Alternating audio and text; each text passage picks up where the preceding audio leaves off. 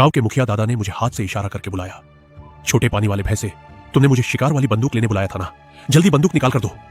मैंने कहा, बंदूक छत की बल्ली पर टंगी है, मैं नहीं उतार सकता, आप अंदर जाकर खुद ले लो। मैं स्टूल पर चढ़कर भी नहीं उतार पाया। मुझे डर था कि कहीं कोई मुझे बंदूक चुराने वाला न समझ ले। मुखिया का चेहरा बहुत अजीब और उदास लग रहा था। वह आंगन में अंदर आया। उसके हर कदम पर ठन ठन जैसी लोहे की आवाज आ रही थी। मेरा दिल धड़कने लगा। गांव के बुजुर्ग कहते थे कि गांव के भटकते भूत के पैरों में लोहे की जंजीर होती है ताकि बाघ उसे ढूंढ सके।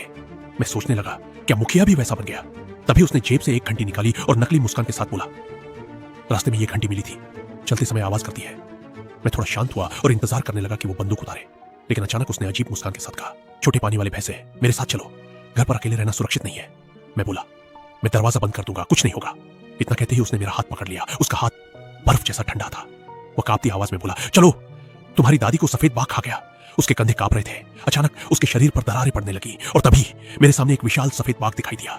मैं डर के मारे खिड़की से कूदकर भागा। सफेद बाघ पीछे दौड़ा। उसके दांत कैंची जैसे तेज थे। मैं डरकर कुएं में कूद गया। बाघ भी कुएं के पास आ गया। कुआं बहुत संकरा था। उसका शरीर अंदर नहीं आ पा रहा था। उसकी लार मेरे चेहरे पर टपक रही थी। मैं लकड़ी पकड़कर आंखें बंद के बैठा रहा। कुछ देर बाद आवाज बंद हो गई।